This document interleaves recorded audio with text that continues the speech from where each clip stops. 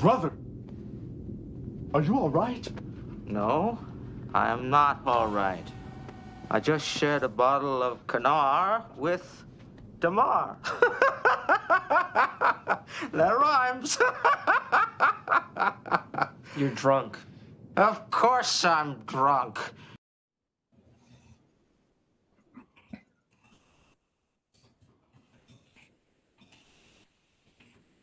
Why are you not picking me up? Maybe you have it set to the wrong mic. No, so for some random reason, OBS decided to go, oh, we're changing your mic to default instead of the actual microphone that you have hooked up. But now that that's fixed, oh, wait a minute. I gotta remember, we're doing the officer trade program right now, so there we go. Now we're in the right spot.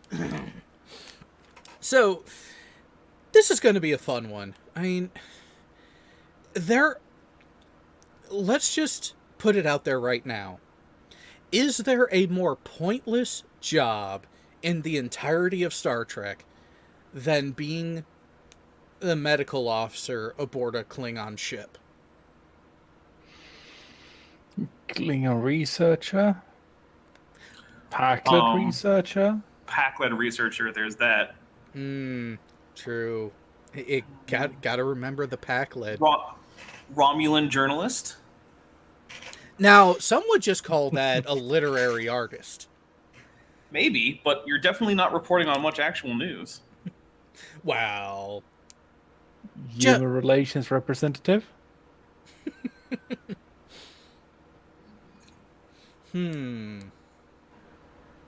Or a Borg diplomat. How would that work? I mean, that's just what Locutus was. I think that's what they were. Yeah, I think they were attempting that, but they picked the wrong officer.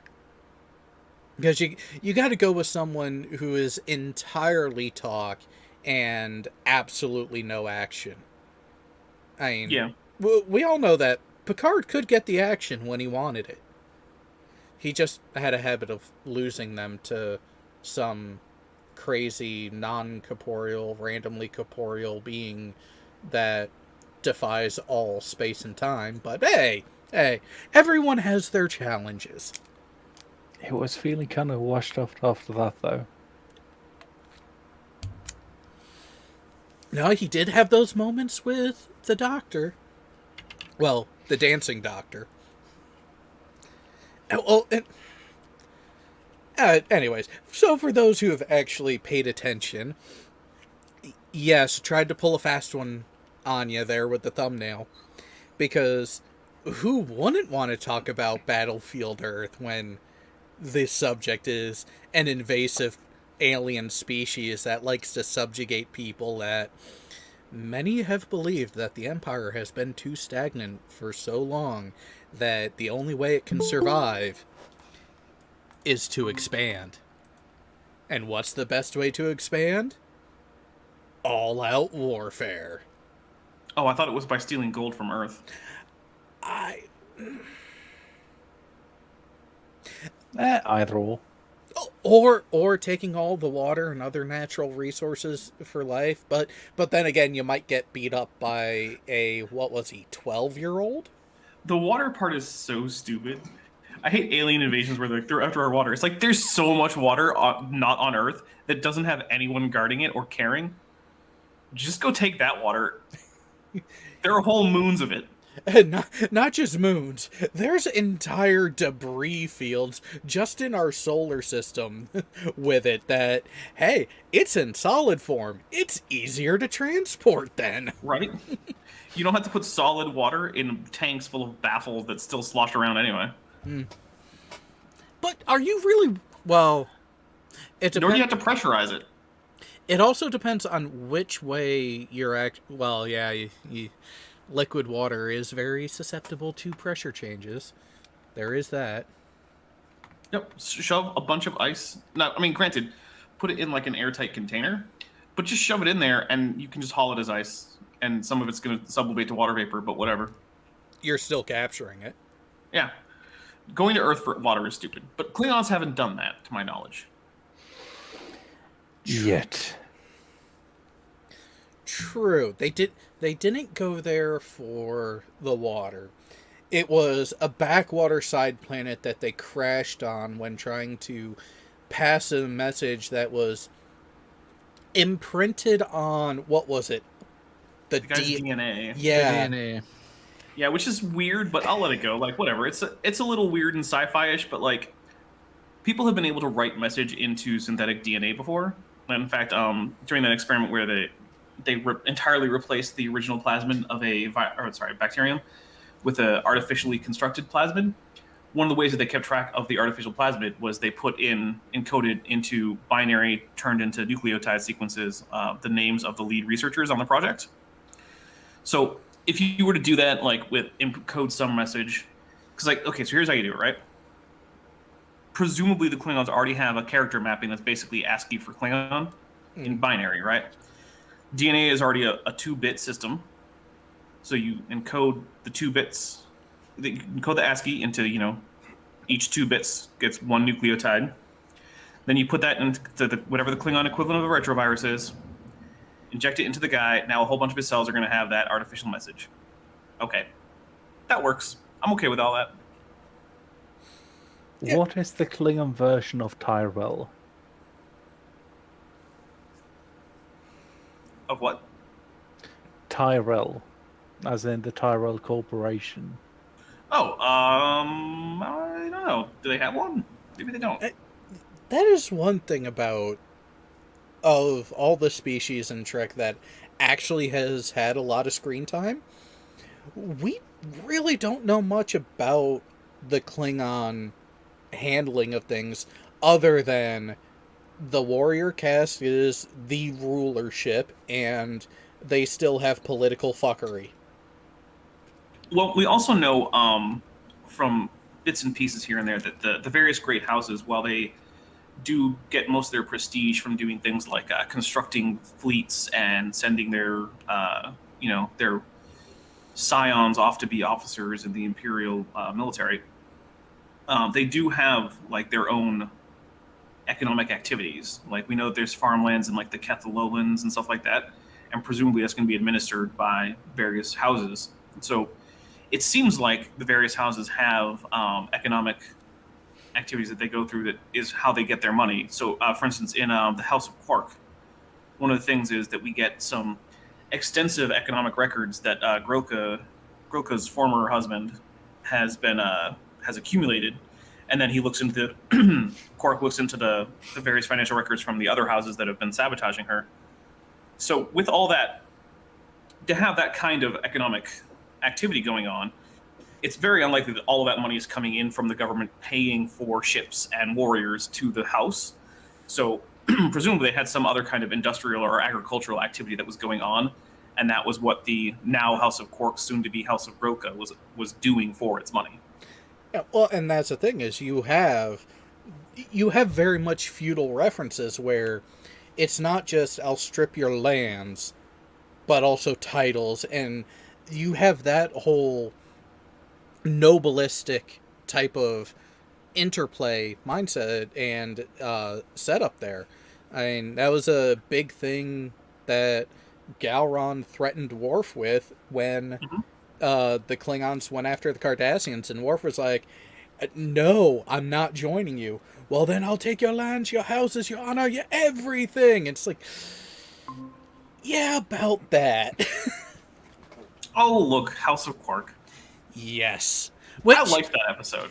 It actually did give a nice view into things, not just the Klingon side, but also Quark can be a stand-up guy when he isn't trying to profit directly from it. Well, he was trying to profit directly from it. He was trying to get out of there alive. Well, Yeah. no, I mean, he can be stand-up when he's trying to save himself, or profit doesn't matter. I'm actually talking actual profit, actual latinum. I actually think Quark is routinely a stand-up guy. So, for instance, there have been occasions when he stood to gain money, but he realized that doing so could result in like serious harm to other people, and he was like, "Nah, I'm not okay with that." And he would back out of that. There were times when, yeah, like you said, profit wasn't hugely an issue, but he didn't really have to care about other people, but he did anyway. For I think the most famous example, or the one that comes to mind first, is in I don't remember the name of the episode. It might be Al Moraine. It's not my favorite episode by far, but it's the one where aliens visit from the Delta Quadrant early in season 1, I think, and they end up sending several of the DS9 crew into the game. That's And Quark, right. Yes. Yep, that's Al Moraine. Al Moraine, and Quark is under the impression that if they don't make it home, that these characters will die, and that is a source of considerable stress for him because he doesn't actually want any of them to die. So I think Quark is more of a stand-up guy all through than most, at least, of the human characters give him credit for. Well, and that's the thing with him being a Ferengi. He has that stigma. Like, even in that episode, The House of Quark, it was when he finally got to the root of what was actually going on and he was able to show Grilka, he was like, so he's been going after me like a Ferengi. Which I don't think is entirely fair. I actually don't get the impression from the Ferengi that they're just a bunch of horrible, evil monsters. They have definitely a different set of interests and values to most of the species, but I think we get like an unfair representation because what we end up actually getting when we get like one-off characters is we get like a villain of the week who's like a pirate or a space scammer. But the thing is, we're also shown that the Ferengi are an economic powerhouse throughout the Alpha and Beta quadrants, and then they even start making inroads eventually into the Delta quadrant. Oh, the thing is, the Tulaberry wine. Yeah. The thing is, you can't be an economic powerhouse if everyone thinks or even knows that you're always going to be cheating and scamming and scheming and stealing, because no one will do business with you. So the only way to actually get that kind of a financial empire together is to actually be, for the most part, reasonable people who honor contracts and who are not scamming all the time. Well, and I think that's where, with the character analysis of the Ferengi in general, they kind of played into that. They actually tried to use that negative view as leverage and used it in negotiations, which is why they could almost bait people into conditions that they might not have initially gone to, because hey, I'm not trying to outright screw you over. I mean, these are the terms that I'm willing to concede with, and that's where they could still end up having that. So yeah, a lot of that negative view that the Ferengi get is at this point overblown, because exactly that. They wouldn't have the trade partners and trade opportunities that they would have if they were all that duplicitous and that bad.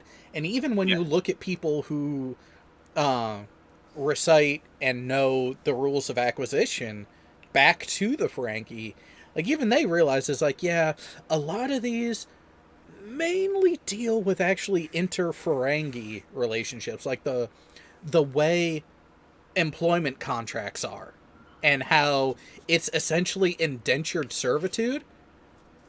But you notice, if you notice, the ones who get it the worst are fellow Ferengi. Mm-hmm. But then again, we are here to talk about the Klingons. True. We are getting off topic, and there was... Oh, there's one other thing I want to talk about with Klingon economics, and that's as far as I know, the only time in canon we actually get a glimpse at a subjected people in the Klingon Empire in Star Trek Enterprise, and we noticed that at least in this era, the Klingons were essentially, when they would conquer a planet, they would essentially just tax the crap out of it, right? And just shoot people if the taxes weren't paid. Which does mean that at least at that point in, what is that, the 22nd century? For Enterprise? Yeah, mid-22nd. So in the mid-22nd century, we know that they're using their conquests in a sort of like an even harsher version of a lot of Roman conquests, where it was like, come in, take a bunch of the stuff, bring it back to the home world, and then do offer some protection from other people besides the Klingons, but it's not always worth it. But I think that there's reason to think that the Federation probably wouldn't tolerate that type of behavior in a close ally. And so in some beta canon contexts, there's been the implication that the sort of strip mining of worlds and just constant conquest by force is less how the Klingon Empire operates, and now it's more like they'll show up to border worlds and say, hey, look at our big, powerful military. Why don't you join the Klingon Empire and you'll get access to our trade networks and we'll protect you and you'll have limited rights as subjects of the Klingon Empire, but not quite full citizenship. Which, that is actually one thing Discovery did actually show correctly, that there were those harsh class distinctions amongst the Klingons, despite how they decided to screw up the visuals, which I understand that, yes, with today's prosthetics and abilities and everything, they could make the Klingons look even more alien than before, but let's not forget that in TOS, they were essentially just given spray tans and wigs. And fake mustaches. Glorious mustaches, though. So I'll be honest. I feel like there's really only a few ways you can go with aliens for sci-fi on film, right? You can go guy in a rubber suit, in which case it shouldn't be too heavy of a prosthetic, because then it's hard for the actor to actually emote, right? Yep. The other way is you just go like CG monster, and you let it emote because you can animate it to. You can do motion capture, and it doesn't matter how crazy it looks. If you can motion capture, it'll work. So, for instance, like you look at I don't much like the Hobbit movies. However, if you look at Smaug, he's able to effectively emote because they did motion capture from Benedict Cumberbatch, right? So he has facial expressions. They're mapped onto a weird face that you could never use makeup for, but it works. And I think one of my big problems with the way that Discovery did it was they were just like, oh, we'll just cake on so much crazy latex that basically no one can have facial expressions. And it's like, well, then why are you hiring actors? Like, yeah, why not go with a CG character at that point? Right.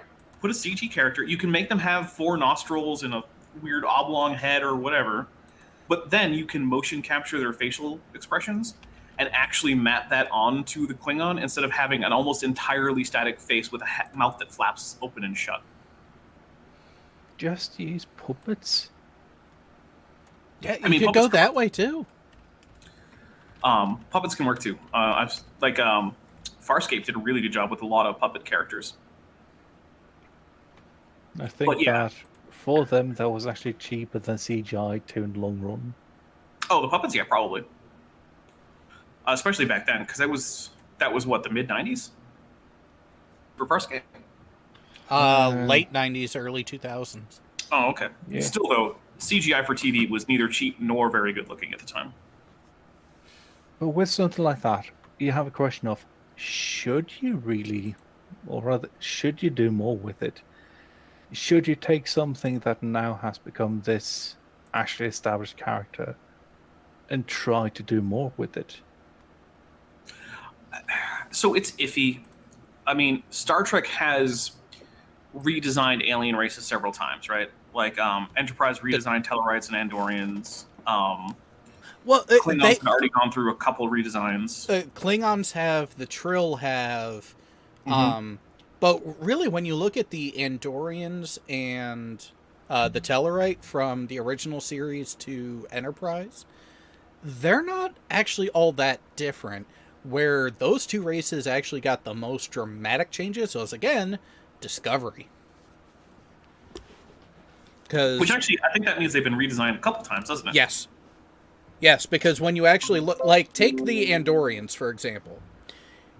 You go from that to what we get with, say, even just in the motion pictures, Star Trek's 4 and 5. Well, no, 3 and 4, where they show the Federation Council chamber and the random backdroppings of the different alien races you get there. Not too different than what we have right here from TOS. Then go to Shran, and the Enterprise edition, you get more defining facial features, but nothing drastic. You get, because of technology, you get them the ability to move the antennae, but you essentially get just a refinement as opposed to a redesign. Same thing with the Tellarites. You get a refinement without a dramatic change. You get more detail. But when you go to Discovery, they really went pronounced with especially the forehead features, especially the edges, almost like a Romulan growth hormone type of bone structure for the Andorians in that. Mm-hmm. Hold on a second. I'm getting Gain pictures. tusks for some reason. Hmm?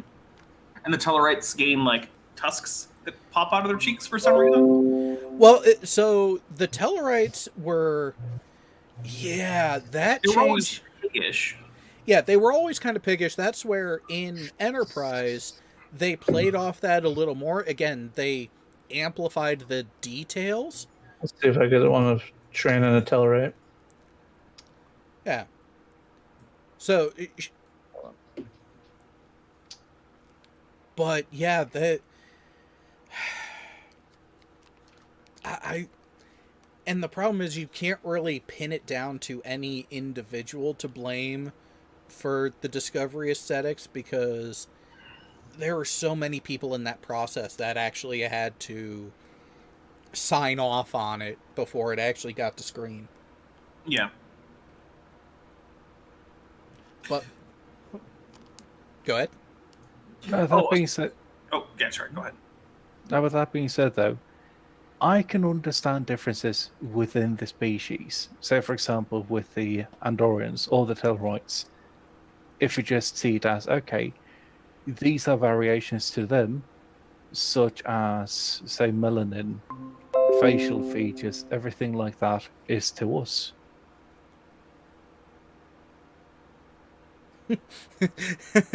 What I find funny, Leon, is right as you were saying that, Arrow 1 in the chat echoed your sentiment perfectly. Yeah.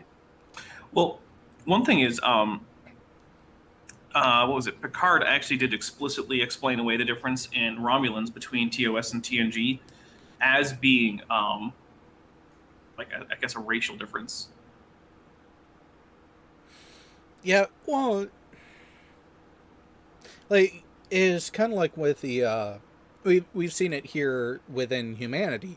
You separate a group long enough, you're going to have noticeable physical trait differences, despite them still being related enough to interbreed. So, like, when you look at me, my body structure screams Central Europe. Yet I could quite easily have a child with an Asian woman, despite how drastically we physically appear on the outside. So you do have that outside. Hmm? That's just the outside. Well. But looking at that, say something like the tusks, etc. That could be something that actually comes from, well, internal changes too. You say the way that, Nordic people versus North African, West African people deal with shit like salt. Yeah, Nordic people most of the time just, piss it out or sweat it out. So I think... In North, Oh, sorry, go ahead. No, never mind. but I'm in sorry. North and West Africa, you retain the salt more because, you can't really sweat all of it out. You're going to die. That could be the same thing with their tusks and the way that their bodies, for example, get rid of certain particles. True. You know what? I'm gonna blame you, Dino, for Rodent's latest comment. Well, I agree with him, though. That's the thing, right? It's getting a little funny ridge on your forehead or a bump here or there, or your dentition being a little different is one thing. Gaining like an extra set of nostrils Or a second genitalia. Yeah. That's... Yeah, and that's where I knew that once Discovery was announced and the time frame that they were looking at was announced, I expected changes visually for the Klingon species, simply because they already started to do it with the JJ verse. It was much more subtle. I always looked at the JJ Klingons and I thought, like, that's basically what happened what would happen if you applied like a bunch of like Nair or something to a TNG Klingon. Yeah, or they had more of that visual appearance of being that step between what we see in TOS and what we get in the TNG DS9 era. Yeah. But I was more referring to the latter half of that comment from Wrote No Last Name in the Kent Hovind voice of all things. Klingons don't give birth to pine trees. Is there a word in Klingon for loneliness? Ah, yes. Dark. That is inaccurate. I had a feeling you were going to say that. It's true. It is inaccurate. So there isn't really a word for loneliness. But that doesn't mean you can't express it. So, for instance, there's a verb for to be alone, which is mob, and you could say I'm too alone. Koi jamob. I'm too alone. You could say that. But no, there isn't a noun that you can use as loneliness in Klingon. You're going to have to use the verb.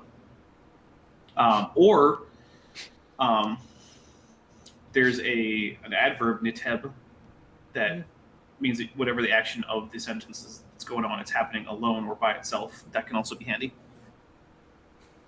See, this is why, as soon as the idea came up in my head for the primary topic this week, I knew that I had to see if you were available, Dapper, because and actually, you know what? I'll let people who weren't in the Discord server know what happened. So on Thursday, we were watching DS9 in the server, and the first episode we get is Worf arriving at the station and getting pulled into everything. And as the episode is going on, I end up posting and actually tagging you. Where's the Dapper Dino for this episode? He'd love it. I mean, it is a fun episode. Although my Thursdays are usually, a lot of my days are usually fairly busy. But yeah. And let's be honest, the real reason I'm here can be summed up in one sentence. Klingon Horvijat mo nadevgich. I'm here because I speak Klingon. That is definitely a bonus. And was part of it, because I was tempted to see if we could come up with an opening or a way to kick it off in Klingon. But I'll be honest, work this past day and a half pissed me off too much. I was like, you know what? No. You literally could have just asked me, and I would have come up with something. But it was one of those things that I had gotten everything else set up. I was like, you know what? No. I need to decompress a bit. So that's fair. God, actually, today. a few weeks ago, I had a whole conversation about brewing beer in Klingon. Are they supposed to be alive or dead for that to happen? For brewing beer? In Klingon. Oh, you're going to have to be alive if you want to brew beer. I mean, I guess you could try to use zombies to brew your beer, but I feel like zombies are unreliable workers. I feel like the pun there might have just slipped past, maybe because it wasn't actually in Klingon. Yes, I only accept Klingon puns. But you know what, let's actually get to the core thing and what my thought was, because in that episode we get to see a number of interesting variants of the Klingon character. And caused a question in my head. Who's your favorite Klingon? And I would be surprised if anyone on the panel right now actually gave Worf as the answer. I mean, he's definitely a great character, and he's for the whole Klingon thing, because he's our most common Klingon POV character. So that helps. But here's my problem with Worf in terms of being a Klingon. Worf is actually a terrible example of a Klingon if you look at other Klingons. Worf is entirely too serious and stern and angry about everything, right? Like, Klingons get angry, but they're just as quick to laugh and have fun and have a party. And Worf has none of that. Which is why I really enjoyed, even in TNG, when they brought in Kern, who was wonderfully played by Tony Todd.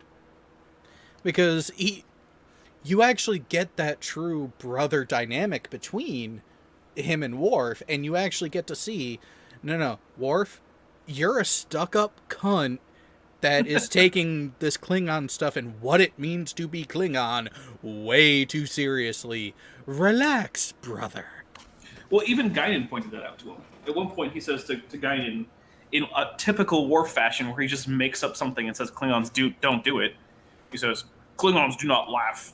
And she just pushes right back. She's like, nonsense. I've heard Klingon belly laughs that would curl your toes. And then she beats him at target practice.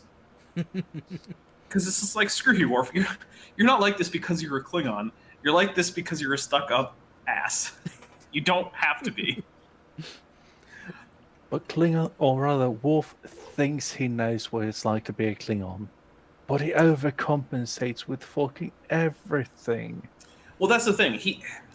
He looks at the ways that Klingon culture differs from the humans that he was raised with, and he thinks that that's basically it. Whatever isn't like the humans do, that's what he concentrates on. That's why, like, one of his most common lines in the entire franchise is, I am a Klingon.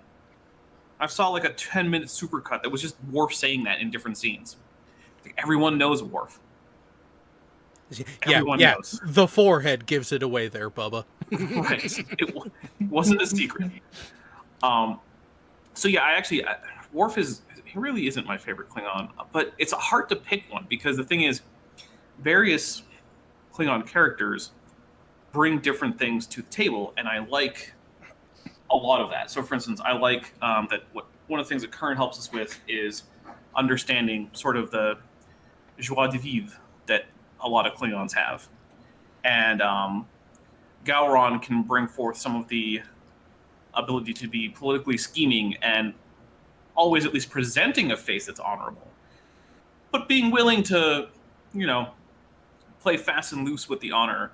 And then you get like characters we've even mentioned before that are even less major characters, like Groka, who helped give us some insight into how politics works outside of the First City Great Hall, and a little bit into marriage, how marriage and divorce can work, and economics. So yeah, it's hard to pick just one. But all right. Well, Jay, Leon, any leanings towards a particular Klingon character that you gravitate towards more than others? Yes. One that was only in there for a really short time, but one that I feel really shows what Klingons are really about. Kolos. Okay. I like that. See, you're not far off from where I went. Because... Are you going core? Yes, core. Nice. When you look at those two, you actually have very long-lived characters, especially core.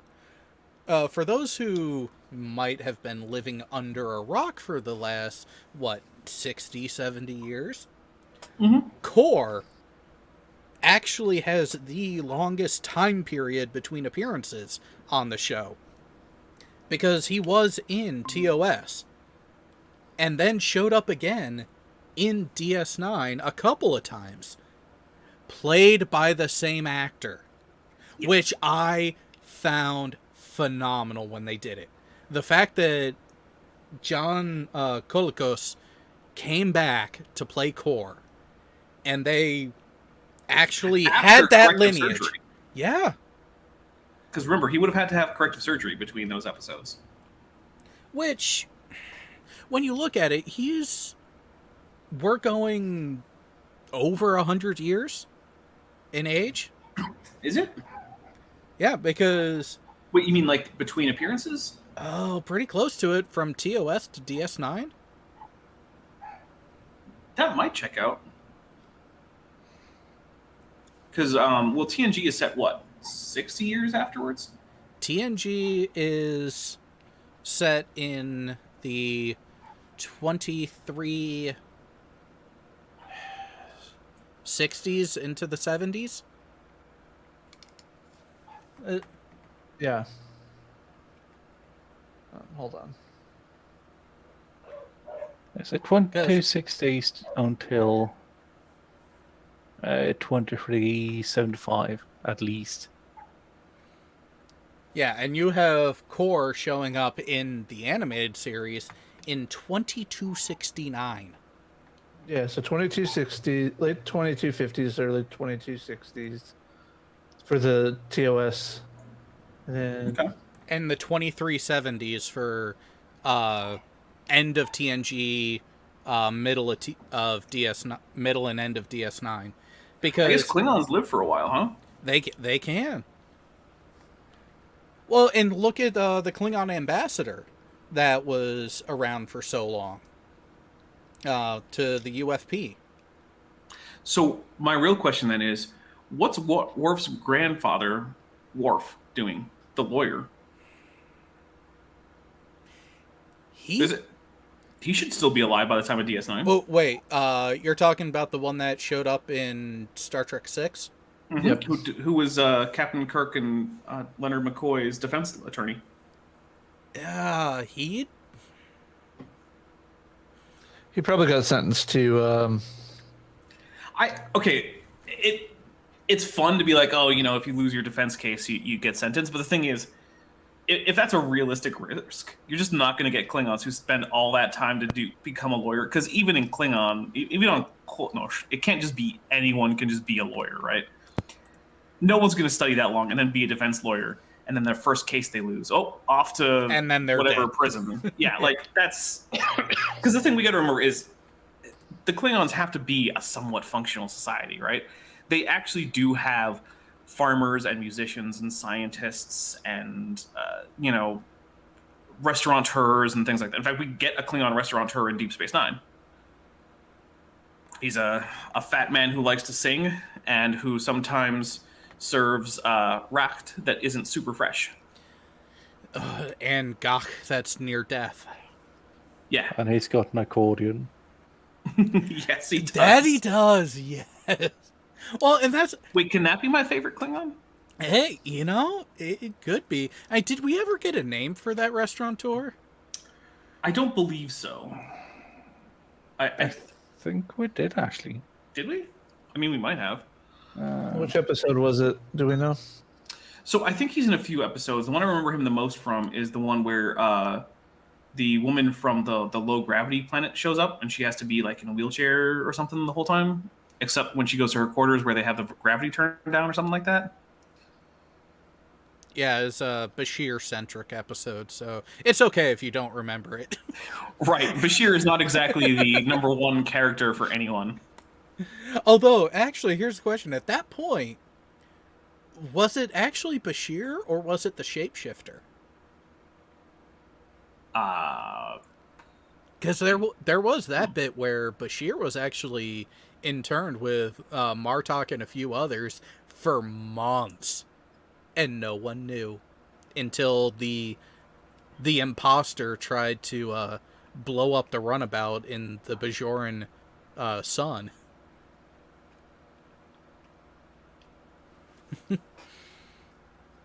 Kang?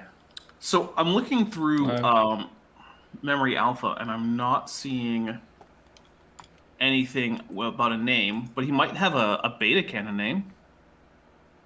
Yeah, because I was going to say, Kang was one of the 3 in Blood Oath. Because That's it. Kalo?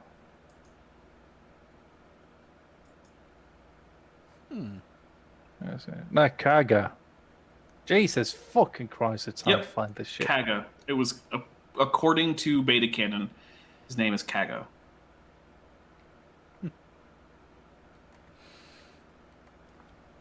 So maybe Kaga is my favorite just because, I mean, come on. Plays an accordion and sings for his patrons at a Klingon restaurant on Deep Space Nine. That just sounds like a fun time.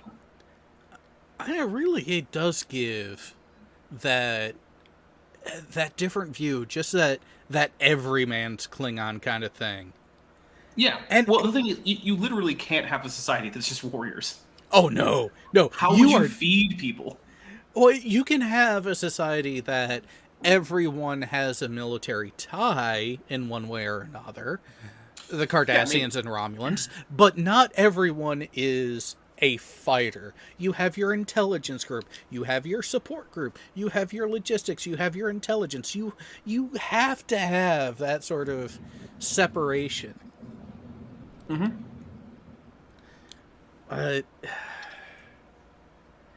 I do have to say that the way that DS9 was... Oh, God, what'd you find? Uh-oh. I'm just thinking. Klingon weather forecast presenter. I mean, it's probably there, right? They've got to have a meteorology group of some sort. That was actually one thing we got from Enterprise, is that the warrior caste was not always the leadership of the Klingon society. That was actually something that was there initially with the original life of Kahless, then went away, but then came back as a result of whatever else they were facing that they didn't really get into, which would have been interesting for them to actually go into that more on that series, but yeah, they had other storylines they wanted to follow that didn't exactly pan out. Yeah. But someone said something about the Klingons have toilet cleaners. I mean, they must, right? Like you can't have a society where you just let waste fester in the open. Like, people will just die in droves.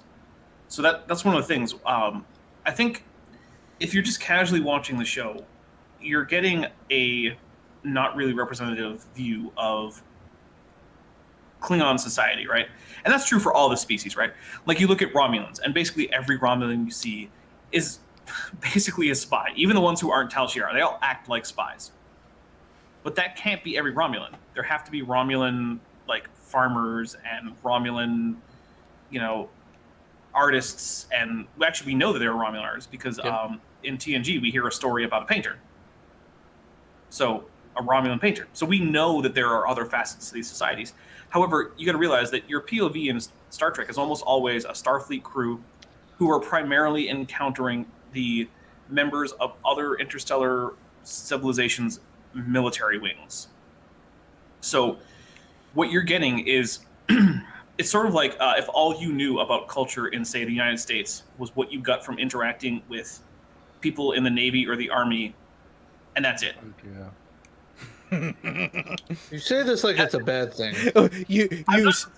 I'm not necessarily saying it's a bad thing, but it's not very representative. If you came to the United States and started interacting with just everyday people, and your expectations had been set solely by members of the United States military, you would probably be quite surprised to find that that is not actually how everyone in the United States acts. Similarly, in Star Trek, what we almost always get, with very few exceptions, from any species, are their military members. And Deep Space Nine is actually one of the only exceptions that we get from that, because we have an extensive civilian population on the station.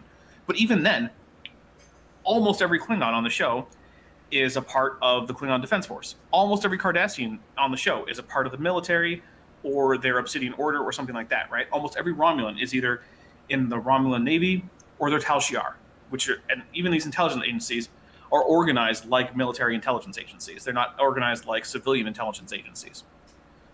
So we get a very skewed version of every species if you just take like the representation that you're going to see in TNG or Deep Space Nine. So, like, there must be Klingons fulfilling all the necessary roles because those are roles that need to be fulfilled. So, yeah, there are Klingon toilet cleaners, there are Klingon janitors, we know there are Klingon lawyers. There must be a legal system. There's a Klingon judge, so they must have a way to select judges. There's the warden and the prison colonies too. There is actually just as in-depth an infrastructure. We just rarely get to see it, and that's the whole thing. Is you have that very, very sliced up view of a lot of these cultures, and yet you can still have those glimmers and those little insights if you're paying attention. Now, what's really funny with that comparison that you were going with is, hey, Leon, would you like to give the title of VTW this week? Let's see, the title of Veterans Talk Weekly this week is Korkade jävla soldater från utlandet. Which translates to Stupid fuckers, soldiers from abroad. Kind of interesting how all of that ties in together this week, and not even intentional. I mean, it is. It's a fun coincidence, but it really is true. You don't get a full sense of these cultures by just watching Star Trek. Like, there has to be stuff going on in the background. Hey, look, even the fact that Praxis blows up in Star Trek 6, and it was a power generation facility in orbit of the Klingon homeworld, means we know that there were probably guys who were basically Klingon linemen and energy and power plant workers. And they were the majority of the people who died in the accident, because Praxis was their key energy facility and dilithium mine. Let's mine right next to a power plant. That's a wonderful idea. Well, maybe what they don't have is civil engineers. Well, this was a couple of 1 to 2 generations after the Warriors really took over running the show, so it wouldn't surprise me that a lot of people who may have had the talent and aptitude got pushed into jobs that they really weren't suited for in the military service, be it of just the house they're aligned with or the council itself. Actually, around that time, did the council even have their own standing force, or was it still all based by primary allegiance to the house system? It's hard to say. We know that by TNG era, the houses are still the ones who are primarily building the fleets, but that it's mostly a high council ordered thing. Like the houses are still providing staff and ships, but the high council is directing them as a more or less unified military force. And we know that in TOS, it's not super clear, but they talk a lot about the Empire and not so much about their individual houses. So I'm going to go ahead and say that I think the most likely option is that it is, at this point, mostly unified under the High Council. I mean, especially since we get the Chancellor and basically no representatives of any of the houses going to negotiate with the UFP. True. Also, someone talked about a Klingon fast food restaurant. Klingons do have fast food restaurants. They are called dokhetme, and whereas most khetme, which is restaurants, have a jabwit who serves you your food, which is a waiter. The dokhetme use someone called a tebwit, which is someone who fills things, because he fills your tray with food that has already been prepared, rather than taking your order and going to the back and bringing it back out and whatnot. You just go up to the counter, take a square tray, point at what you want, and he fills it, and then you immediately pay. So almost like buffet style aboard a cruise ship. Kind of, yeah, like on a cruise, not like one of those Chinese buffet where you're serving yourself, because there's still the Ted Witt will be the one who actually puts the food on your tray. But yeah. Well, here's the question with that though: how much more hygiene do the Klingon actually need, considering using your hands and everything, and having the both pets and food source just running onto the ship and shitting, etc., etc. Well, Klingons probably have pretty strong immune systems, but also there's an extensive vocabulary in Klingon for cooking utensils and serving utensils. So I think the impression that we get might be something that of Klingons doing everything relating to food with their hands might be more of a thing they do to give off a certain impression to non-Klingons. And I think if you were to actually go into a Klingon restaurant on a Klingon world that is primarily staffed and patronized by Klingons, you might see a lot more like serving spoons and whatnot. Because even Klingons aren't going to reach their hand into like some hot soup or something. And while much of Klingon food is either raw or fermented or chemically cooked, they do still have plenty of foods that you can't actually just pick up. For instance, one Klingon dish, huldir, is literally on fire when it's served. And however much bravado your Klingon might have, you literally cannot eat that while it's on fire. So you're gonna have to put the fire out. I don't see that stopping Klingons from trying. Yeah, that's the thing, though. They couldn't be going to the burn unit after every trip to the restaurant. No, but there's gonna be the Klingon version of a Florida man out there who's gonna have a bit too much blood wine and be like, oh, I don't want to wait. Huh? Oh, I'm sure there is going to be that guy, but like the typical manner of eating this has to be that you skewer it with something, whether it be a fork or a knife or something, right? And then you put out the fire and then you eat it.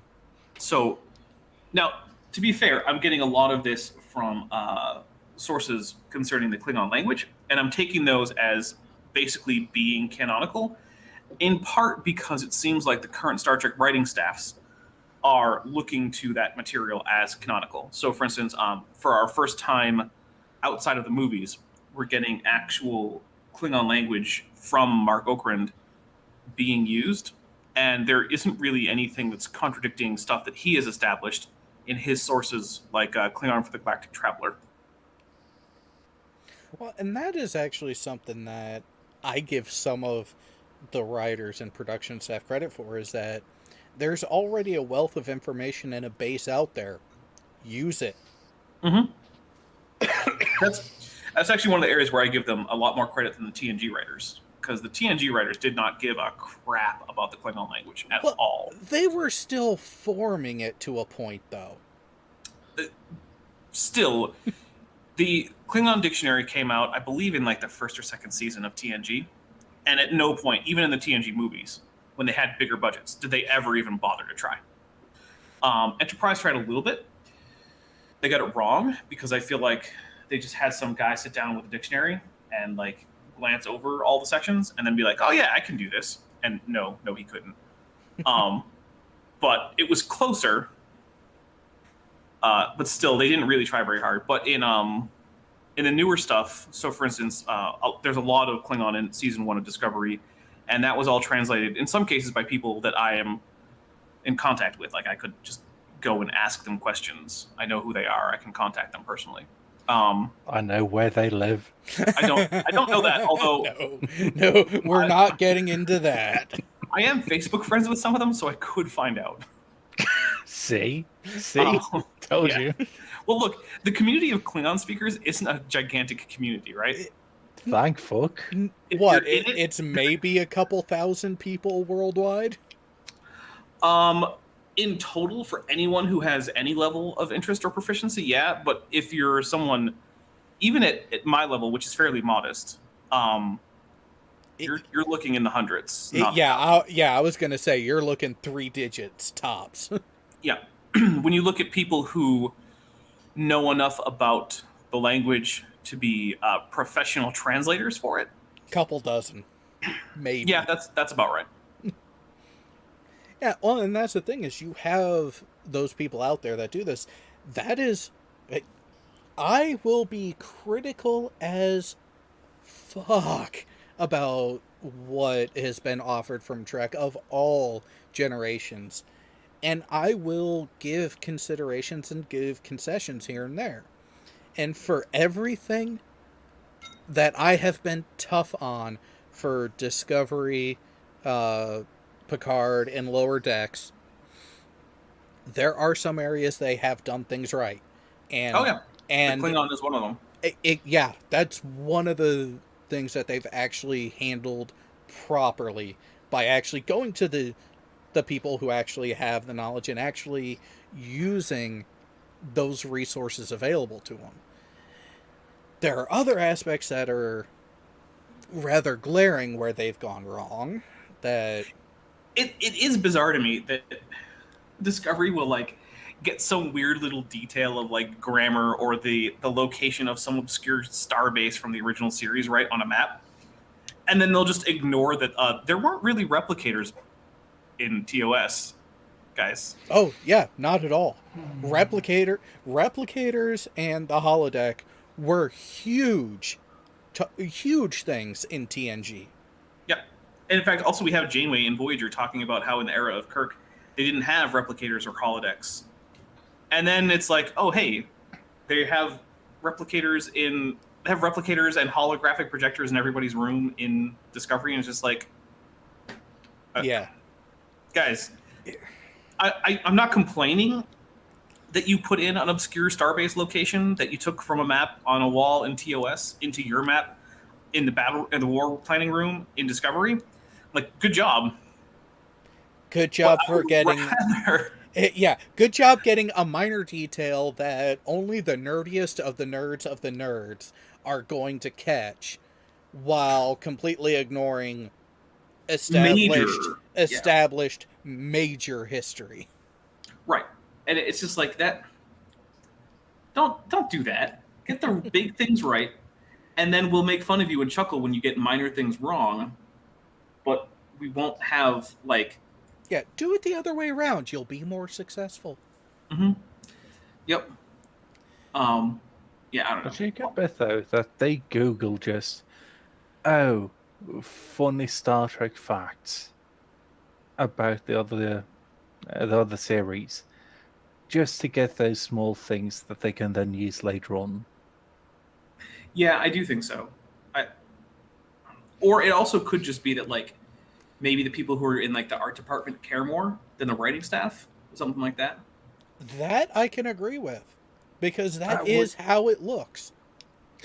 I would say that, but then we have the shuttles, etc. in Picard. Well, the thing is, the art department can't do things against the will of, say, the producers and the directors and whatnot, right? So if your producer is like, hey, this is how the shuttle is going to look, there's only so much you can do within that framework, right? Yeah, they could have at least... Go on. There were certain things that they weren't allowed to do for legal reasons because, well, part legal, part financial. There were certain things that, even in the JJ edition, they weren't able to reference things in certain ways because of, hey, if you refer to this version of Spock, played by Leonard Nimoy, just simply as Spock, well, guess what? You now have to pay the licensing and royalties for use of that character. However, if you call him Prime Spock, you don't. Yeah, the splitting of the rights to Star Trek was not a great thing. And I'm hopeful that since the rights issues have been more resolved of late, that hopefully we can have less of that nonsense. But that is where a lot of it comes from, though, is because of that separation and because of that parsing out of what can and can't be used for whatever the price or the budgeting is really that has been the backstage reason for a lot of the on-screen fuckery. Yeah. Which it's unfortunate. It basically just means that because of a antitrust lawsuit and how, or not lawsuit, but case, and how it ended up shaking out, it basically precluded Star Trek from being Star Trek for decades. Yeah. But I still say they just need to give it over to Seth MacFarlane and see what happens. I would be interested to see what he would do with it. I did actually, I don't know how other people feel, but I liked the Orville, and apparently season 3 is filming again, so apparently there will actually be a season 3, like 4 or 5 years or whatever it is after. But yeah, there will be a season 3 eventually. Yeah, but the Orville is still Trek. It's not Star Trek, but it's still Trek. It is an all but name. It is very much the spiritual successor. Yeah. And that really is the biggest thing is you can change, you can grow as a franchise through different iterations and different seasons of different series. Just don't violate what the actual show, what the actual franchise is at its core. And I think that's where the biggest issue is that you've gotten enough material, even if you just stick with canon material, even if you just stick with what has been put on screen, you have enough material there to establish how the basic frameworks and just the base fundamentals of so many different species are, of how so many different characters are. Why ruin it? Why deviate from that if you are going to try to assert that, oh yeah, no, we are in the prime timeline at this point in time? Oh, I know why. Money. I mean, that's what it comes down to. But specifically, people did not spend money on like merch from the Kelvin timeline. The toys didn't sell well. The costumes didn't sell well. None of that sold well. People only bought the prime timeline stuff, right? They bought TOS, they bought TNG, they bought Deep Space Nine. No one gave a crap about the Kelvin timeline stuff in terms of merchandise. And the thing is, for franchises big, merchandise is a big deal. Like, there are multiple franchises that I don't really support monetarily, except that I own some of the merch, right? Like, I have a model dilithium crystal on the shelf over here. I'm wearing a Power Rangers t-shirt. Right? When was the last time you think I gave Hasbro money to watch a TV show? Never. Never in my life has Hasbro gotten a dime from me for me to watch a TV show. I think they got one movie ticket out of me one time when I went to see the 2017 Power Rangers movie, which wasn't as bad as everyone thinks, although it wasn't great. Yeah, it was there. Yeah, it's fine. It's a fine movie. But anyway, actually, I'm looking forward to the next one because they're making another one. And it looks like they're going to be taking a lot of cues from the Boom Studio comic series, which I like because that is a much more mature and engaging for an adult audience storyline. Oh, so they're actually getting to realize, hey, we might have made a boo-boo here. Let's do it better. Well, let's say this: the Boom Studio comic books are willing to kill off main characters from season 1 of Power Rangers. God damn it, Roden. I saw that conversation going on, and he just had to super chat, which thank you for the $5 US for this. But, you know, Dapper, finish your point, then we'll read that out and weigh in on it. I'll close it up real quick. So the thing is, because no one was buying merch from that, in order to hopefully keep merch sales up, because, you know, this merch sales don't go directly to the producers or the owners of the Star Trek label. Instead, they sell the rights for the toys to toy companies, but toy companies weren't buying. So they set this in the prime timeline because they thought that was the reason that it was selling like hotcakes. It turns out the big reason that people were buying the Prime Timeline merch was because the shows were better. Oh yeah, it was entirely because the product on screen was better, which Right. is what spurred the people to want a piece of that. And so for that super chat and the conversation between Mark Beiser and Rodent No Last Name that it centers around, we have a question. Are the Klingons the Karens of the Trekverse? Aggressively entitled and goes berserk at any slight perceived dishonor? I actually think that they're less the Karens of Star Trek than the Cardassians are. Well, that's a fair point. Because the thing is, the Klingons actually aren't super entitled, right? Like, if they decide to conquer a world, then they expect there to be some kind of a fight, right? And if they successfully defeat the military forces of a world they're going to conquer, then, okay, they now feel entitled to it by right of conquest. Fair enough. But, like, they don't just show up on a planet with, like, a shuttle and be like, hey, this is ours now, give me all your stuff. Like, that doesn't occur. They don't walk up to your store and just demand free stuff. Things like that, right? They have a... Oh, sorry, go ahead. There are some Klingons that have acted that way, and one of them happened to be the son of a general that, oddly enough, Worf, of all people, put in his place. I mean, you do always get that variety, but I don't think you can say that is the typical Klingon behavior, is to just show up somewhere and just assume that everything is yours.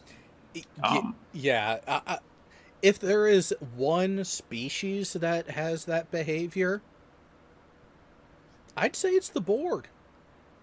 That's true. Yeah, I mean, that could be. They have the entitlement, but they don't have the sense of outrage at dishonor. Yeah, there's that that. That the Cardassians do give. Yeah, I think especially Gul Dukat.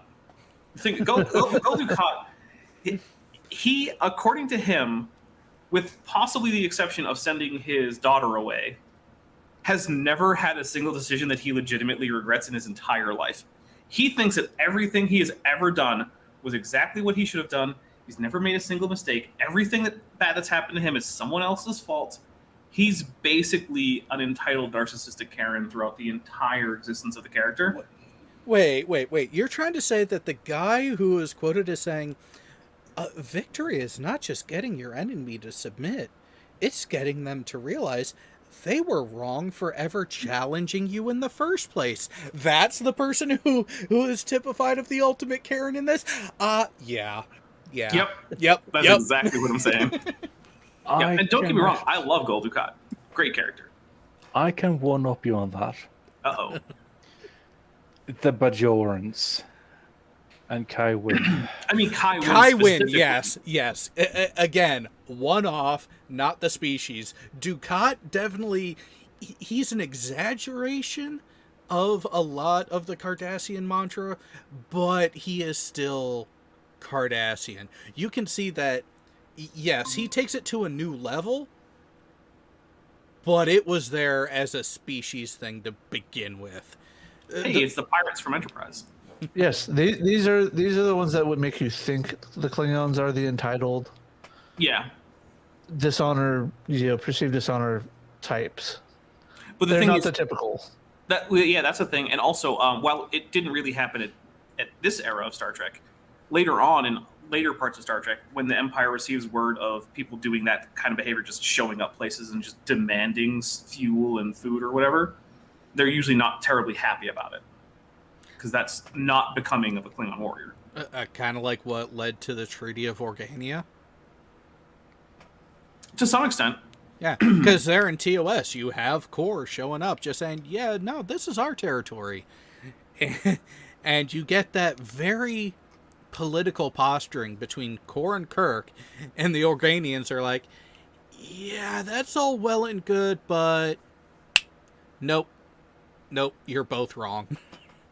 Yeah.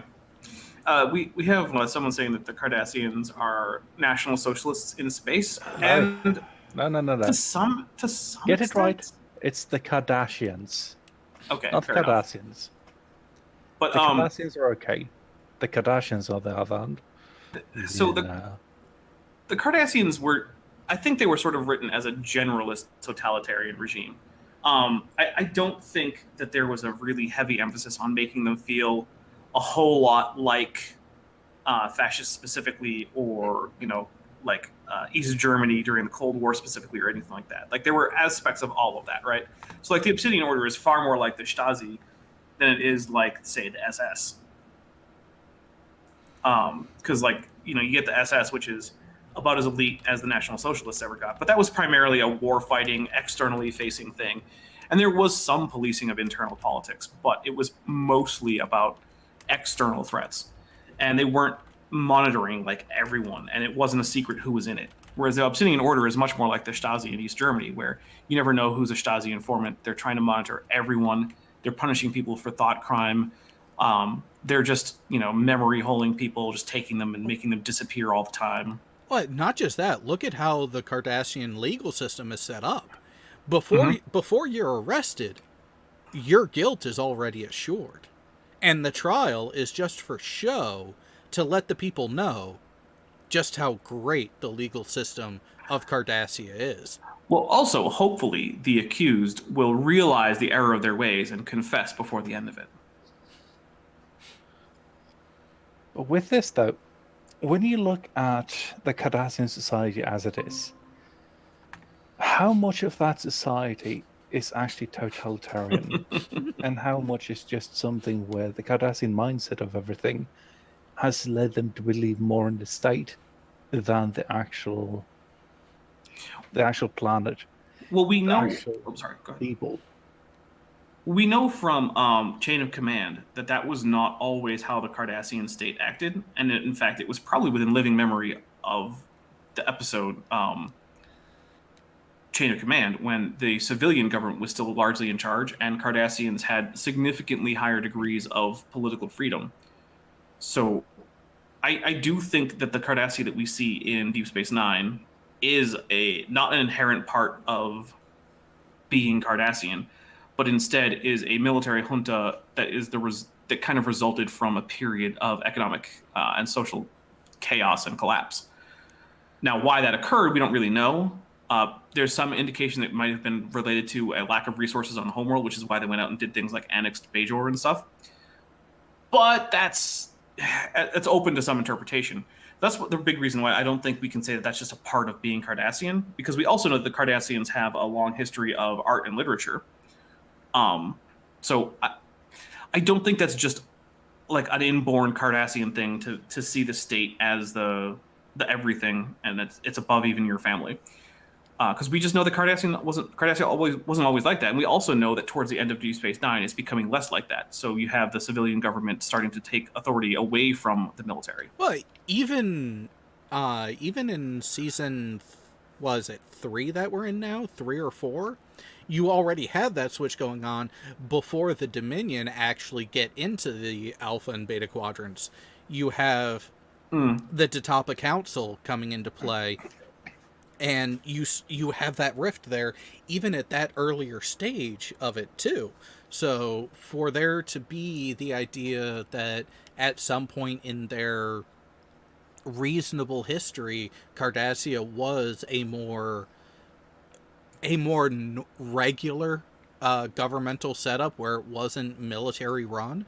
Like even Romulus, even the Romulan Star Empire has a separate political governing body that is not the military. It needs military support, just like with the Roman Empire that they initially modeled it after. But it was not run by the military. When we get introduced to the Cardassian... the Roman Empire eventually kind of was run by the military. Outside of the city of Rome proper. Yeah, well. But the way the government was set up, you had the backing of individuals that were backed by either individual or multiple legions. Look at Caesar. But you have that play where it's not a military position to be in governmental leadership. You have that separation. And when we're initially introduced to the Cardassian Empire, even in TOS, even in TNG, was it really the Union, though? I mean, it was a united polity, so yes. So Union is one of those things that you can say about just about anything. Yeah, but it was a central command that was in charge. It wasn't a elected council. It was central command of the military forces.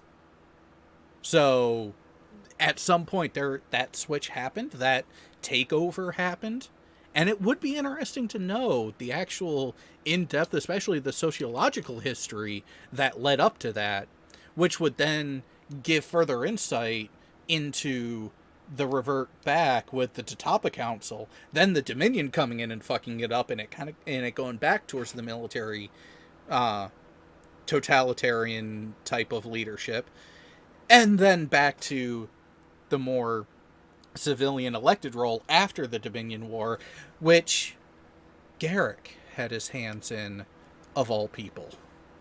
Yeah. Just plain and simple Garrick. And see, this is why I say the Cardassians got more and better character development as a species than the Ferengi did. Oh, yeah, but did they get better than the Klingons? Overall, or just in DS9? Overall.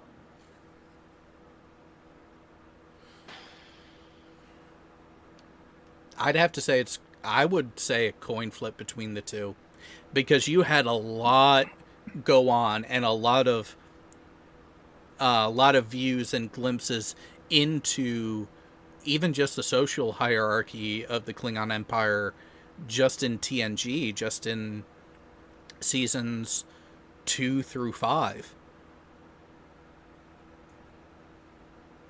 Yeah, but, okay, let's say that would take... Let's take 3 characters. We have Garrick, we have Dukat, and we have... I can't remember his name right now. The guy in Dewitt.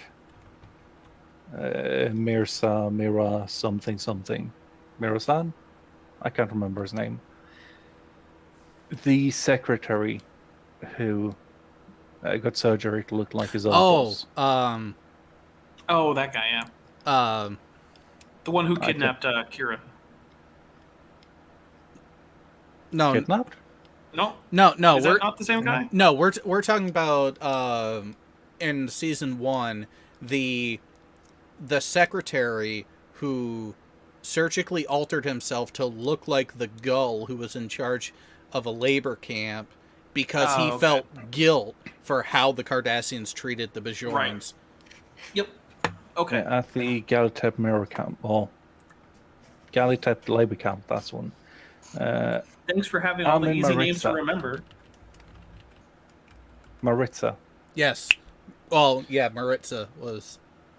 Yeah, because with that, you have 3 characters who all do this in very different ways. I think that the cat loves himself and his position within the state more than he loves Karas itself. Then you have Garrick, who is he's willing to backstab. He's willing to literally backstab, shoot people, just do anything it takes in order to save Cardassia from itself. And then you have Alma Maritza, who feels so guilty about everything that he's done. He feels so guilty about everything done in the name of the Cardassian state that he's willing to sacrifice himself as penance for the things that have been done.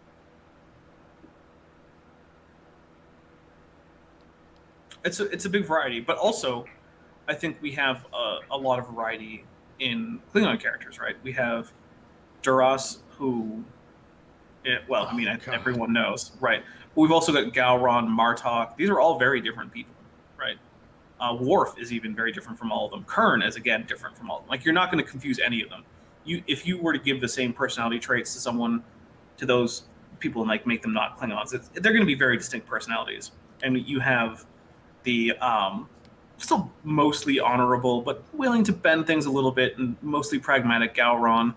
You've got Duras, who's just sort of completely evil. selfish, Right. complete selfishness. Even Duras, the father, the son, and the sisters. Right. I'm primarily talking about the father, but it still, the sisters have a lot of those same traits, and the son is, I mean, he's mostly just a stupid kid. But no, I'm not talking about the young one. I'm talking about the one Worf killed. Oh yeah, okay. Duras, son of Duras. Right. So, but then we have like Martok, who's a brilliant tactician and is in fact a stand-up, honorable guy, who won't really bend that like Gowron would.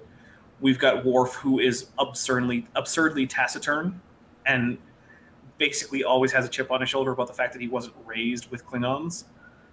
We've got Kern, who he's sort of like the honorable Klingon hedonist. He's there to have a good time, man, and he is excited when there is a war to fight, and he can do great deeds that will lead to great songs.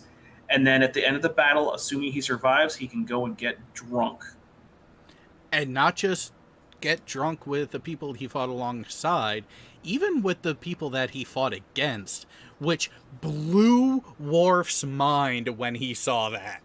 Mm-hmm. But that is the Klingon warrior culture, is that when it is Klingon versus Klingon, there are times and places where, hey, we're just in it. That was our thing. That the issues were out there. We're here to have a good time, unwind, celebrate our honored dead, and celebrate our chance to join them. Yep. So I think there is that kind of right. Now, one thing I will say, though, is I don't think we have as good character arcs in most Klingon characters like we do in a lot of Cardassian characters, right? I think there were some better character arcs in Cardassians. Well, and that's where I would say we get more of an overall view into the Klingons, but we get more of the dramatic change, more of the progression of in a character or even a society view with the Cardassians. So while we know more about the Klingons, they had less opportunity for more notable and drastic changes, whereas the Cardassians, with the situation that we were presented with them, with their part in the stories that were told, they had to change or they were done. Yeah. So there is that change to it, which is where we did the comparison before between Cardassians and Ferengi, and I sided with the Cardassians of having more progression because of those circumstances and situations where either the character or later on their society had to change to survive. It had to grow and progress or they were done. Whereas with the Ferengi, yeah, we learned more about the Ferengi, but it was seeing them for who they are. It wasn't so much a progression, it was more of a fleshing out. And I see it the same way with the Klingons. It's more of a fleshing out of the society as opposed to how is that society actually progressing and growing. And you have those moments like with during the Dominion War when Alexander shows up, and at first he's being ridiculed. He's being seen as essentially less than Klingon, but by the middle of the middle of that one episode, he almost becomes he actually did become a good luck charm for the ship that he was on, despite everything.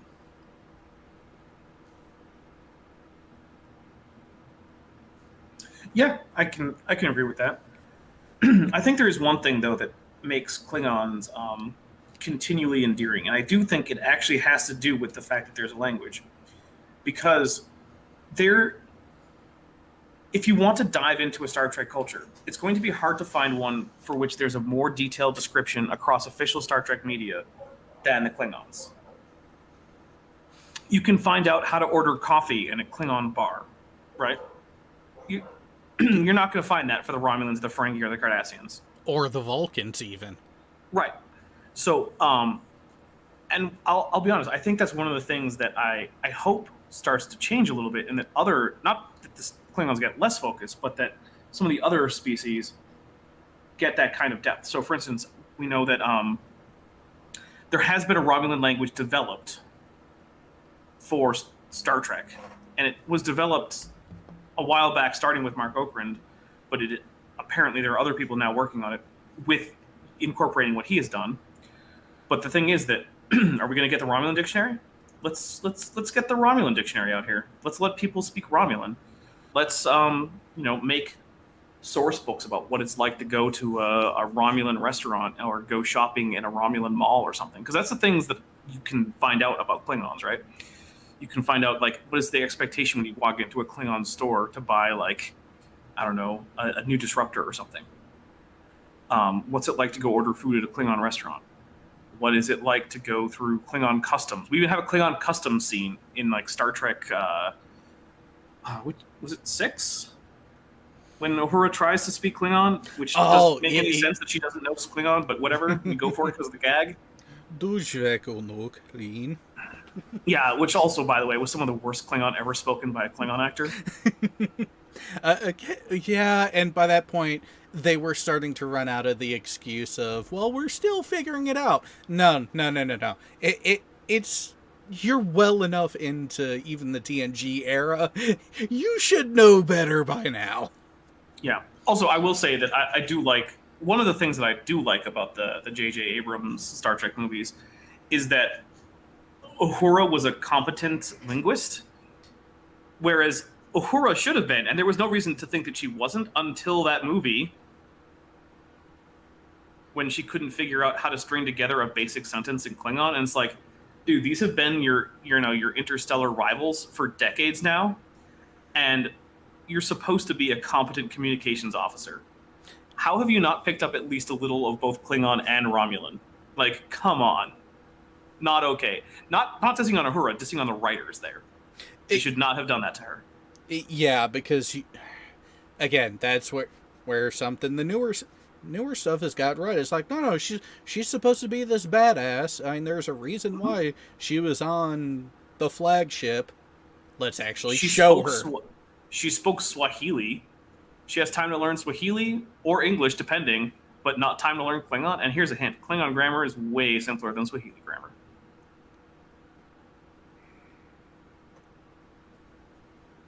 So, yeah. There is actually another reason for the Klingons staying, and for the Klingons being just eternally an eternal fresh breath of air, no matter what you do. Jay, would you? Oh, you're being evil. Yes. Because that's 4 of the reasons just there. I don't know what you're talking about.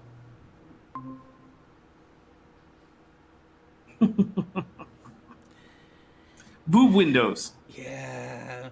Yes. Which, by the way, make no sense. It's Klingons. Okay, but here's the thing, though. Those Klingon uniforms are supposed to be armor. You're supposed to actually wear them in battle. And one of the things that you're definitely not going to do in your armor is leave an opening right over the center of your torso. It's the Dora sisters. Oh, yeah, sure, they are crazy and they don't make a whole lot of sense. But boob windows, while aesthetically A+, from a world-building standpoint, like D-. It leads into their cold, dead hearts. There's nothing there to damage.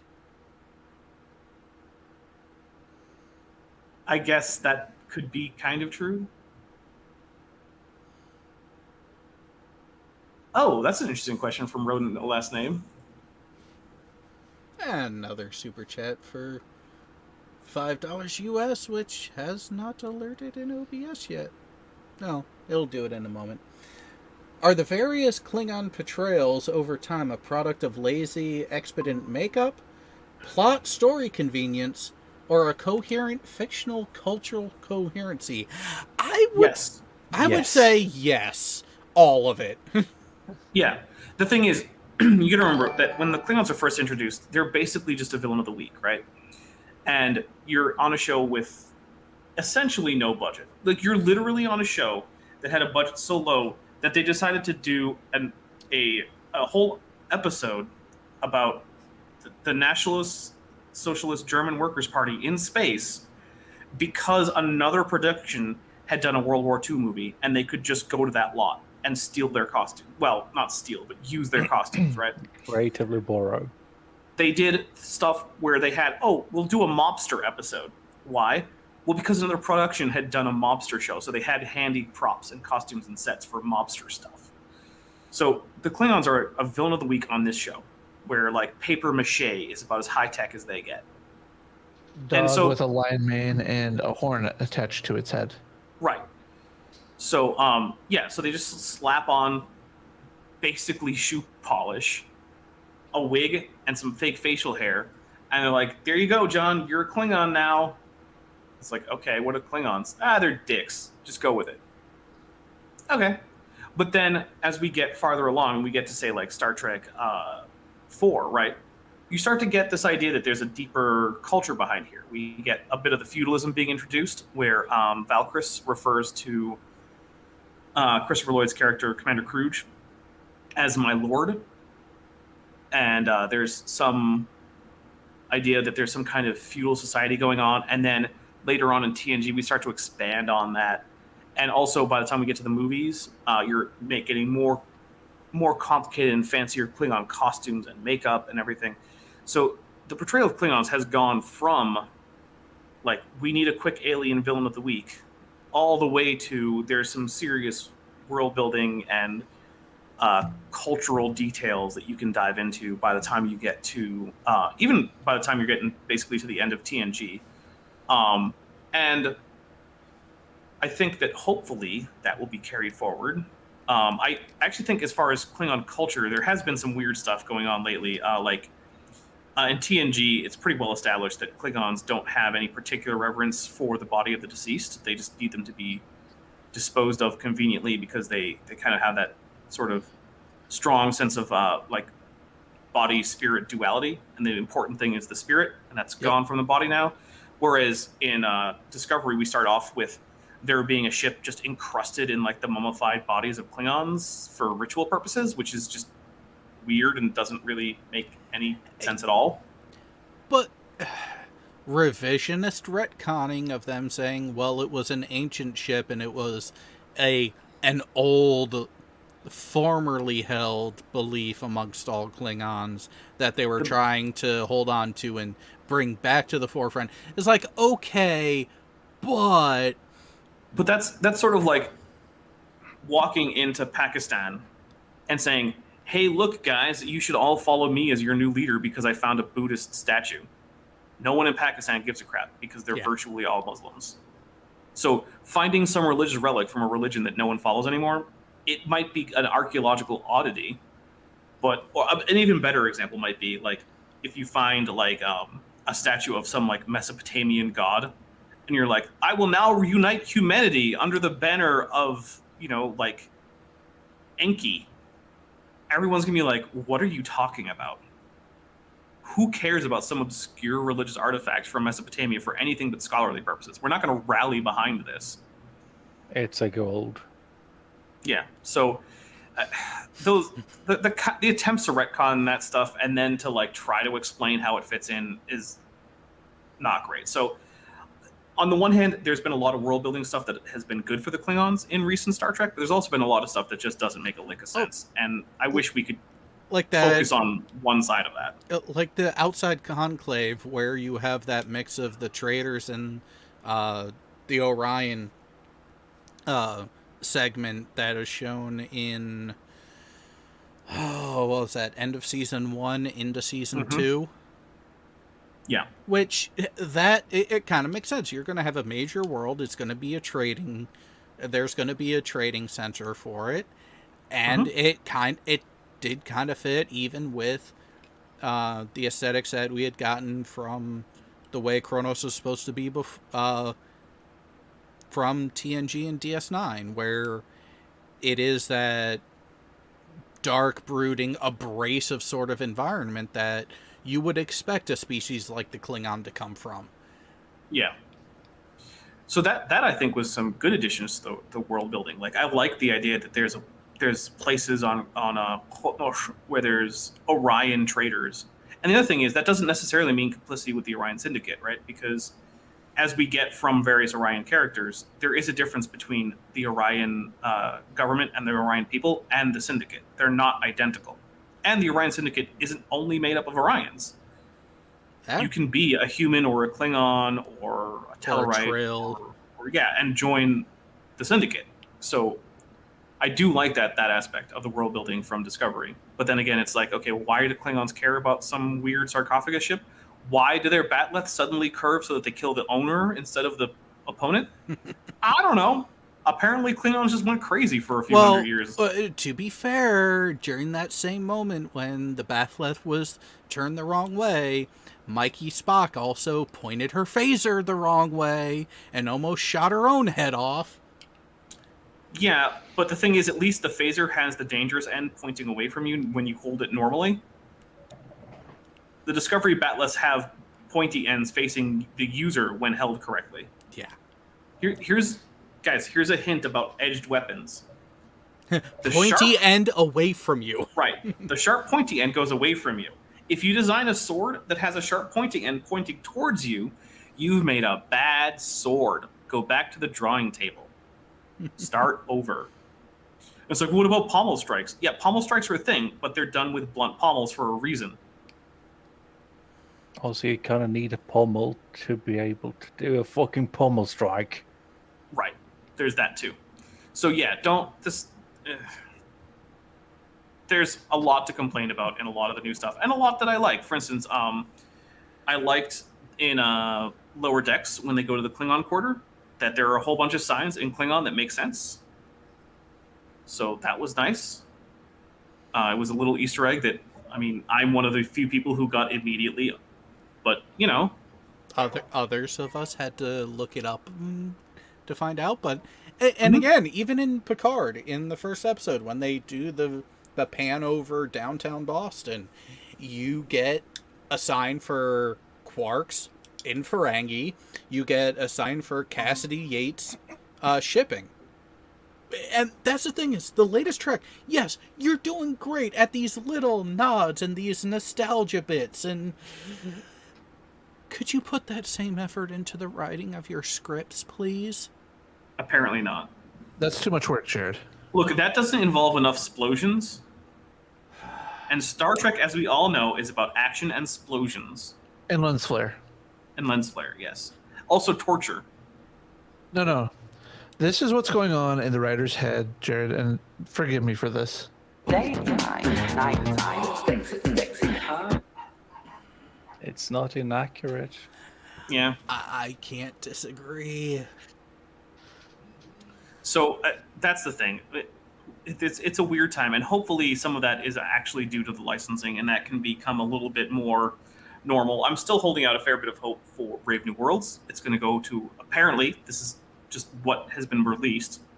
It's always wait and see, but apparently they're going back to an episodic format where there will be, two-parters here and there, but it will not all be just a soap opera in space with explosions. It will be a Planet of the Week type thing where they're actually going out and exploring strange new worlds, the whole kind of thing about Star Trek.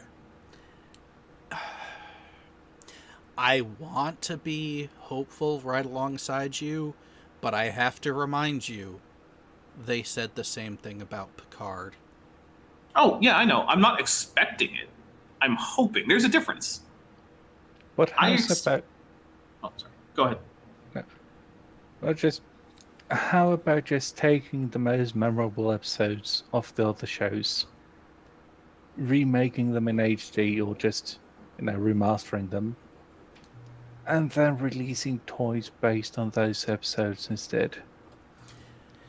Again, too much work. No, I see that actually being far more profitable and far more beneficial to them. However, they have not been that intelligent with their decisions for a number of years. I don't see them making that sort of what would now be a groundbreaking, phenomenally correct decision with how to go forward at this point. We will see what happens with Strange New Worlds. At least they started to correct the aesthetic a bit enough to make it at least reasonable that it, in some timeline between right around the TOS era, it fits in. I still think they should just admit that it is not the prime timeline as we know it, and that would remove a lot of the flack that they've been getting. Mm-hmm. But of course, they're stubborn. It's the Burnham timeline. Just call it that. Because apparently Michael Burnham is the most important person in human history. Yeah, about that. In 2,000 to 3,000 years, they will find the tattered remains of the Klingon dictionary and a few printed out show scripts and create an even weirder religion. I, for one, look forward to our new Klingon gods. I don't doubt that someone in that sort of time frame with enough of a disconnect would make a new religion based off of the Klingon culture. Hell, it didn't even take that long for L. Ron Hubbard to create his own religion. Wasn't it a bet that started it, too? It's the sources that say that are... There's not a whole lot of evidence other than some guy said that. Which is why I put it as a question. Because it is... Scientology is such a thing that would make sense that it originally spawned from a bet between L. Ron Hubbard and someone else that, bet you I could do this. But it wouldn't surprise me if it didn't. But when you look at how it came about, it is a possibility. Well, my reason for saying I'm not sure that it is because I think it's better explained by first Hubbard inventing Dianetics, which was not religious, and only towards the very end even touched on anything that was even a little bit religious, where he started to get into past life regression. But then the religious aspects really don't come until Hubbard feels the need to become tax exempt in order to stay afloat. And that's when he starts doing stuff like saying, okay, we're going to have a Scientology cross with 8 points related to things like the 8 dynamics, or Hubbard really liked the number 8 because it looked like the... What's that? The Chaos Gods. Well, he really liked the number 8 because it looks like the infinity symbols turned on its side, and so he used it as sort of a numerology thing to talk about the infinity. So that's why there's an 8-pointed star. He asked people doing services at these various orgs to start wearing clergy collars. He invented a marriage ceremony and a funeral ceremony and instituted Sunday services, which are not very well attended, but they exist. Every org does weekly Sunday services that no one goes to. But they do it. Right. So the fact that I think that there's adequate explanation just based on his desire to be tax exempt, I think that means that that's probably the most likely explanation, especially since the bet angle is just a story that we get from someone. It is, but it mix of both. The truth is somewhere in between, where it was probably a conversation that was in jest like that, and then he came upon that situation where, wait a minute, all these religious organizations get tax exempt status. That sounds like a sweet fucking deal. Wait a minute, I already got a lot of the framework right here from this book that I wrote. Hey, let's go a little further with this. Cruz made his weekly appearance there, Jared. Yeah, we'll take care of him in about an hour.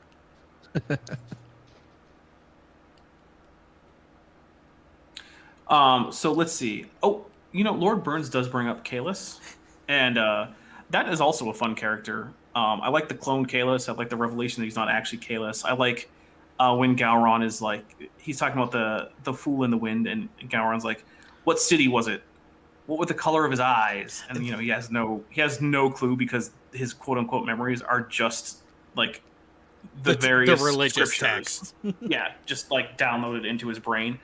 So I do like that, but then it's like, oh hey, we're gonna have a symbolic symbol or a figurehead for the Empire. Although I do wish that came up again, right? Because like I think it comes up in Star Trek Online, but I don't consider that to be the primary vehicle for Star Trek storylines. So I do wish that in canon we had another appearance, or at least mentions of like the Emperor doing stuff and like giving speeches or rallying the troops or something. That would have been cool.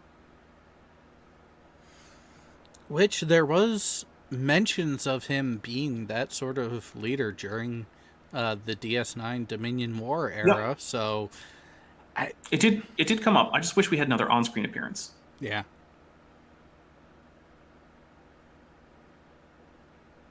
But oh well, we don't have one. So we still could though, right? Who knows? Maybe there will be an appearance of Kalis in the, what is it, Star Trek Prodigy or something?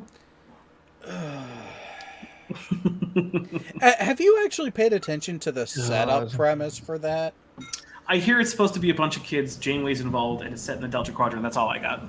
Yeah, a Janeway hologram. Yeah, it's essentially a training hologram, a scholastic hologram that was set up for Naomi Wildman, that this group of kids stumble across.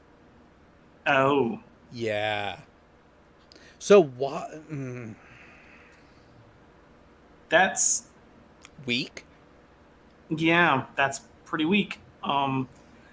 That's far worse than what I was envisioning.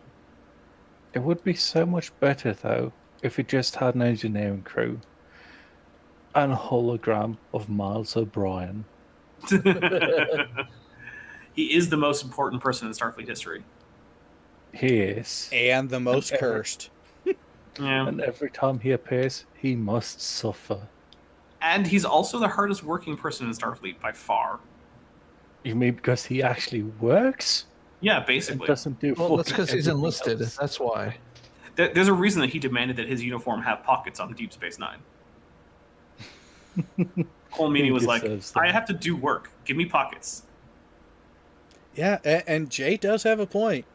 He is also the most prominent enlisted Starfleet member we get throughout the course of the show. Although, the first time we meet him, he has Lieutenant Pips. To be fair, the first time we see him, he's not technically O'Brien. He's just con officer. Yeah. No, before they brought him back as a recurring character on as the transporter chief, when in Escape at Farpoint, Encounter at Farpoint, his character was not named in that script. He was just Battle Bridge con officer. But they did end up retconning part of his history during the pursuit of the Phoenix, when they actually go, "Oh, this is accurate." Yes, it's very accurate. It would be funnier if it was 95%. Well, yeah, that would be funnier, but we could fix that later if we wanted to. That's not a hard fix. Make it 94.9, just to be a little funnier. Yeah, O'Brien he's definitely the hardest worker on that crew. In fact, they did an entire episode about the fact that he's not getting enough sleep because he works too much. No one else in Star Trek ever got that episode. No. They try to kind of do it with Picard because, oh yeah, but you've been working so much.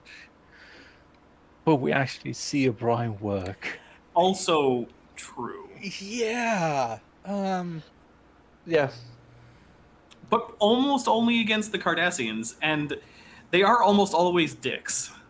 Well, it was entirely only the Cardassians that he had that attitude towards, and it's not unjustified because he was a frontline combatant against the Cardassian Union when they had their scuffle with the Federation.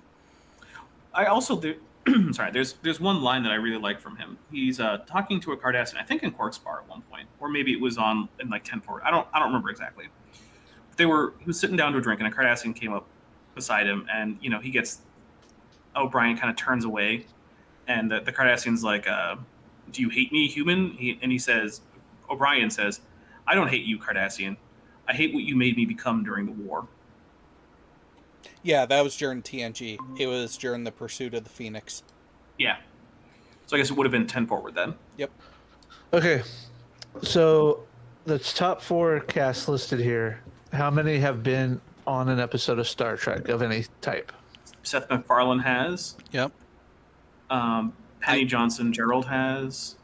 I'm pretty sure Scott Grimes was in Star Trek at least once. Yes, he was. And Of the top 4, you got 75% that have been in Star Trek. Yeah. I'm actually surprised Adrienne Pilecki hasn't. Nope, she has not. From what I have seen of her stuff, I went all the way back to the 80s, just on the off chance she was a child in a TNG episode. Because I was actually going through and I was like, oh, I know for a fact this one has. God damn, there's a lot of people that have been in Star Trek on this show. And we got to see the two Star Trek doctors have a fight in episode where what's her face leaves. What is her name? Alara. Yeah. To go be on some show, and also because maybe that actress broke up with Seth MacFarlane, and that was weird. Yeah, it's why you should never date someone that you work with. Yeah, don't hire your girlfriends. Don't hire them either. Like, don't hire your girlfriend to work on your TV show. What? Wait, were they dating before or after the audition? I think they were dating before the show, like the casting started, but I don't actually know. Because look, don't cast with your genitals. It's a bad time. Yeah, you could end up in jail by doing that. Mm-hmm. Well, I guess if you're gonna do it, you also have to exclaim, "I cast dick!" Also, here's another thing. If you look at like Hollywood movies, there have been a fair few projects where it was like a husband-wife led project where like the husband's the producer and director or something, and then he casts his wife as the lead. It doesn't usually go well. Like most of the recent Melissa McCarthy movies have been like that. Pretty much all the Resident Evil movies were like that. It's not a good track record for husband-wife, actress, producer, director team-ups. What? That's why you should be really grateful of a Neil Breen, who's on the other side of that scale and just making sure that it's not just those people fucking it up. Thank God for Neil Breen. Where would we be without Double Down? In a much better place. No. I have never had anything less than an absolute wonderful time watching a Neil Breen movie.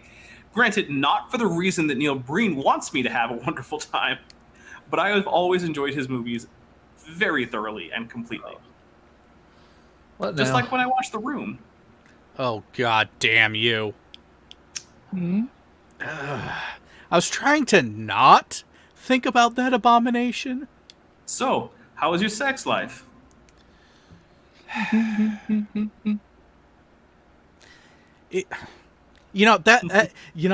That's actually initially where my mind went when the whole Resident Evil thing was brought up, because just imagine that. Your husband's the director, and you are doing a movie that has a couple very spicy scenes in it.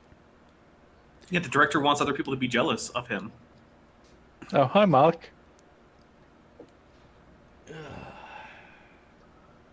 I think that's all you need to do is just like be like, oh hey, I have a really hot wife. Let's make sure everyone knows just how hot she is. I think that might be the motivation there. People knew that without needing those scenes. I mean, okay, but that doesn't mean an egotistical Hollywood director isn't going to then add them in anyway.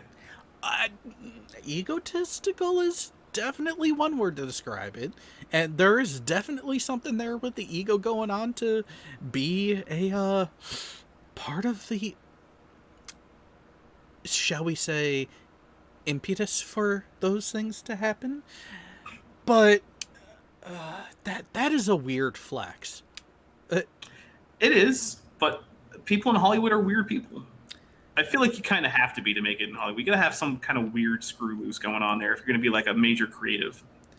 From the multiple people I know who have been associated with showbiz, over 90% of the successful actors in Hollywood all have therapists on speed dial for a reason. Yeah, it's usually the managers. Oh, wait. No. Therapists. No, therapists. Yeah, see? Okay, Connery. We're... Fuck you, Trebek. And with that, we are going to call it an end for this installment. The shenanigans are going to pick back up again in a matter of 45-ish minutes, because I'm actually going to take a few, get something to eat, and then more of the shenanigans are going to take place before we go live again. So, yeah, Rodent, I was trying not to go there, but it just... Yeah, there are those people out there, and I am not one of them. See, I don't think that's necessarily what's going on. I think it might just be trying to show off that he can get a better woman than you can. Hey, you know what? I don't kink shame, but there are certain things that, no, not for me.